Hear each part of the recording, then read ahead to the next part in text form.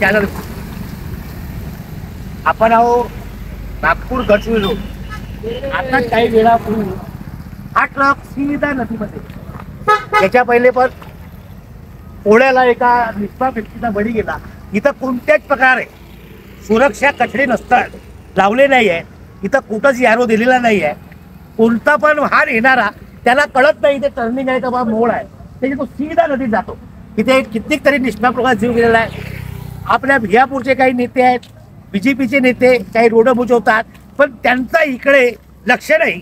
हा राष्ट्रीय महामार्ग प्राधिकरण मध्ये येतो, त्याचे कर्मचारी इथले मगरूर झाले का ते इथं अजूनपर्यंत त्यांनी दुरुस्तीचं काम केलं नाही. काही नेते पट्ट्या टाकतात का बा एवढ्या रुपयाचा हा रोड सँक्शन झालेला आहे, पण ते फक्त आपल्या नावाचा उदो करतात. इथं कित्येक तरी निष्पाप लोकांचा बळी गेला. या जिल्ह्यातले गडकरी साहेब रोडमॅन म्हणतात त्यांचा या रोडकडे लक्ष नाही का? इथे कित्येक लोकांचा बळी गेला. आता इथं 2 लोकांचा त्यांची परिस्थिती फार चिंताजनक आहे. याच्या पहिल्या पण एकदा कित्येक तरी लोकांचा निष्पाप बळी गेलेला आहे. हे टर्निंग जे आहे तिथं झाडं आहेत, त्याच्याने येणाऱ्या वाहनांना काही दिसत नाही, त्याच्यामुळे ते वेळोवेळी दुर्घटना होत राहते. तरी राष्ट्रीय महामार्ग प्राधिकरण यांचा पूर्णपणे दुर्लक्ष आहे. त्या कर्मचाऱ्यावर मनुष्यवधाचा गुन्हा दाखल करायला पाहिजे असं याच्या नागरिकांची मागणी आहे. आणि याचे नेते जे उदो करतात त्यांना प्रश्न विचारला पाहिजे, तर तुम्ही मार सांगता का आम्ही हा रोड सँक्शन केला, तो रोड सँक्शन केला, तर मग हा रोड बनणार कधी?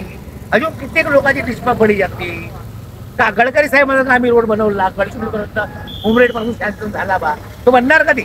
रस्त्यात खड्डे, खड्ड्यात रस्ते हे अजूनपर्यंत समजून नाही राहिलं.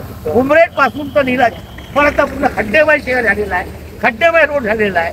पण याच्याकडे स्थानिक नेत्याच्या पूर्णपणे दुर्लक्ष आहे.